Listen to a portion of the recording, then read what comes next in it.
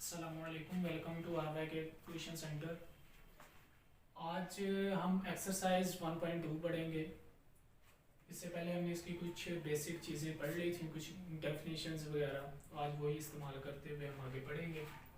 Question number 1 है, इसमें उसने बोला जी आपने ये बताना है, ये जो क्वेश्चन नंबर 1 है इसमें यूनिट कौन सा है, रो कौन सा है, कॉलम नल, ये सारे इन चारों में से कौन सा मैट्रिक्स दिया हुआ है ये हमने बताना है।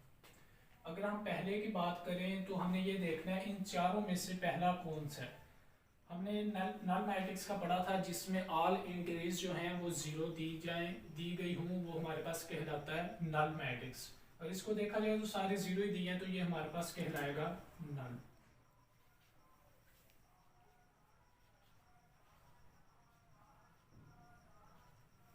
आगे आ गया क्वेश्चन नंबर बी पे। हमने पढ़ा था कि सिर्फ एक ही रो हो तो वो कहलाएगा रो मैट्रिक्स, सिर्फ एक ही कॉलम हो वो कहलाएगा कॉलम मैट्रिक्स। ना यूनिट्स तो ये हो नहीं सकता, उसकी एक अलग डेफिनेशन थी, वो जब नीचे आएंगे तो बताऊंगा। फिर अभी फिलहाल रो है, एक ही रो दिया तो ये हमारे पास कहलाएगा रो मैट्रिक्स।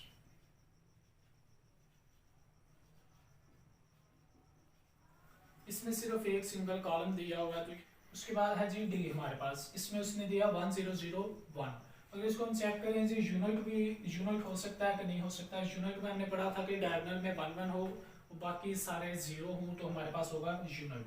तो ये हमारे पास यूनिट भी डिफाइन में आएगा, क्योंकि ना ये सिंगल रो है जो हम रो बोल सके, ना सिंगल कॉलम है जो कॉलम बोल सके, ना सारे जीरो हैं जो हम नल कह सके। उसके बाद आ गया जी ई हमारे पास क्या कहलाएगा, नल होगा, जीरो है तो हमारे पास हो गया नल, नल मैट्रिक्स हो गया। उसके बाद है ये सिंगल कॉलम दिया है तो ये हमारे पास कहलाएगा कॉलम, ये हमारे पास कहलाएगा कॉलम मैट्रिक्स।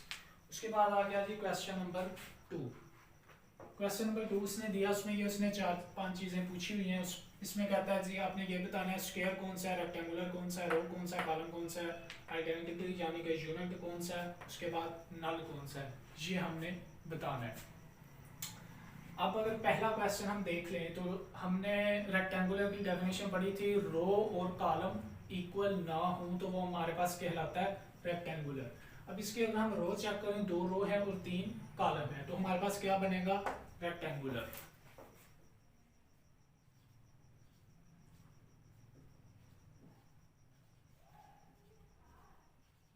ये हो गया रेक्टेंगुलर मैट्रिक्स। उसके बाद आ गया दूसरा, उसमें उसने पूछा है इनमें से कौन सा है। ये कॉलम मैट्रिक्स हो गया क्योंकि सिंगल कॉलम दिया है, ये हमारे पास बनेगा कॉलम मैट्रिक्स। उसके बाद आ गया जी 3, इसमें ये चीज़ें हैं स्क्वायर। स्क्वायर में हमने पढ़ा था जितने में रो हूँ उतनी कॉलम हूँ तो वो हमारे पास कहलाता है स्क्वायर मैट्रिक्स। ये 2 रो 2 कॉलम, ये स्क्वायर तो बन जाएगा। रेक्टेंगुलर भी नहीं बनेगा, रो कॉलम भी नहीं बनेगा, ये दोनों भी नहीं बनेंगे, ये हमारे पास बनेगा स्क्वायर। ये हमारे पास बन गया स्क्वायर मैट्रिक्स। उसके बाद आ गया ये, इसमें हमारे पास यूनिट बनता है, आइडेंटिकल हो गया।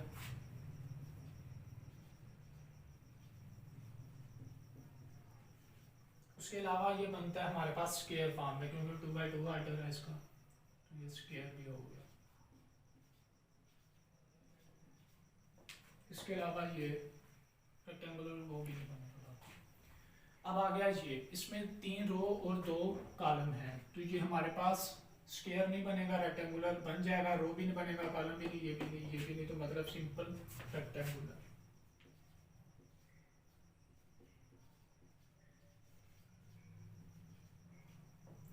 उसके बाद आ गया जी ये, इसमें स्क्वायर भी नहीं बनेगा, रेक्टेंगुलर भी नहीं बनेगा, रो है सिंपल, एक सिंगल रो, तो ये रो हो गया। इसमें सिंपल उसने कॉलम दिया तो ये हमारे पास कॉलम मैट्रिक्स।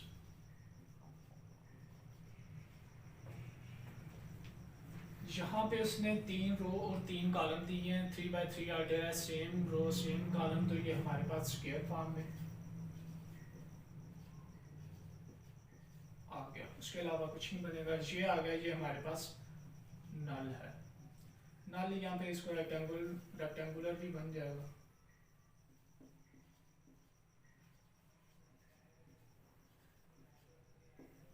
जैसा कि क्वेश्चन नंबर 2 किया, अब ये जो कॉलम सिंपल कॉलम रो दिए हुए हैं ना, इसमें ये देखा जाए तो ये आर्डर इसका सेम नहीं, मतलब जितनी रोज उतनी कॉलम ये नहीं है, मतलब 3 रोज और 1 कॉलम है, तो ये हमारे पास रेक्टेंगुलर भी बनेगा।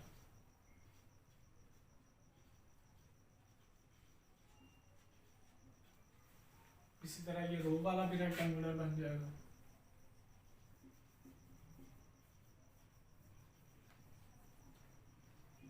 ये भी रेक्टेंगुलर।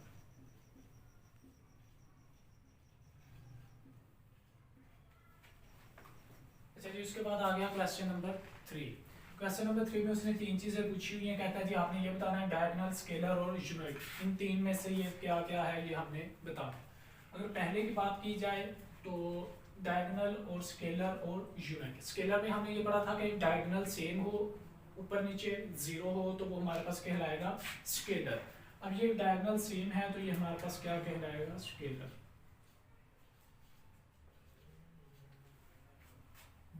बी में ऐसा एक तो ये स्केलर हो गया, डायगोनल जो मतलब उसके सेम थे।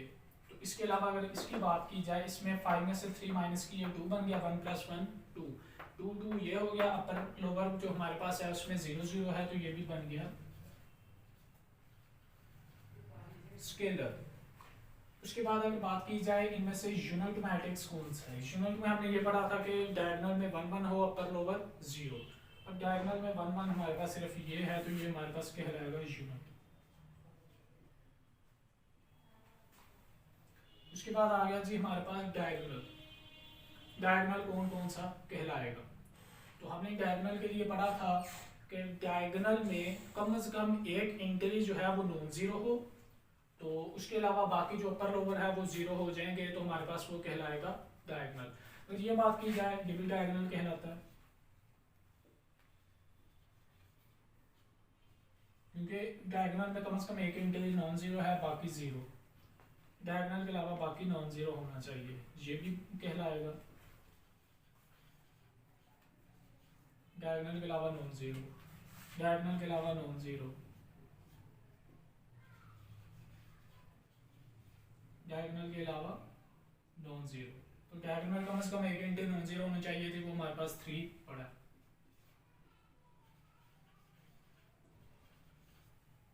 डायगोनल के अलावा नॉन जीरो है, तो डायगोनल नॉन जीरो, तो ये हमारे पास डायगोनल। उसके बाद क्वेश्चन नंबर 4 है, उसमें वो कहता था कि आपने नेगेटिव मालूम करना है, नेगेटिव ऑफ ए।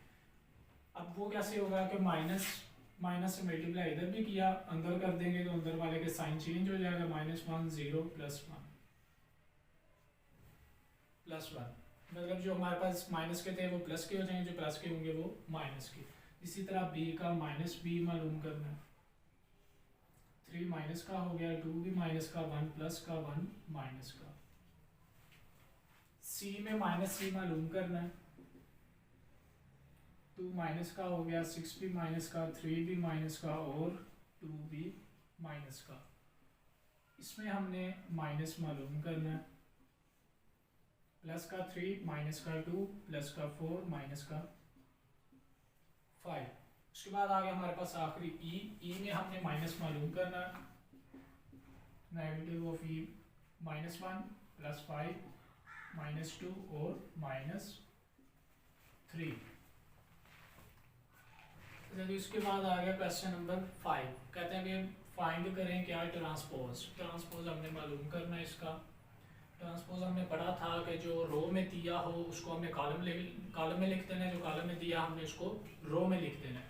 अब क्वेश्चन नंबर 5 का ए जो है, ए का ट्रांसपोज अगर हम लें, जिसने कॉलम में दिया इसको हमने रो में लिख देना है, 0 1 और -2। ये हमारे पास हो गया इसका ट्रांसपोज। क्वेश्चन नंबर बी में है, रो में दिया इसको हमने कॉलम में लिख देना।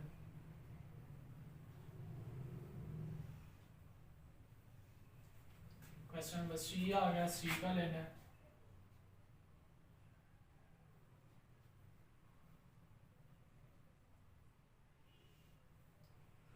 -1 2 -1 3 0। रो को कॉलम में, दूसरे रो को कॉलम में, तीसरे रो को कॉलम में। इसमें आ गया हमारे पास रो, इसको हमने कॉलम में लिख दिया, दूसरी रो को दूसरे कॉलम में लिख दिया। ए का अगर हम लें, पहली रो को पहले कॉलम में, दूसरी रो को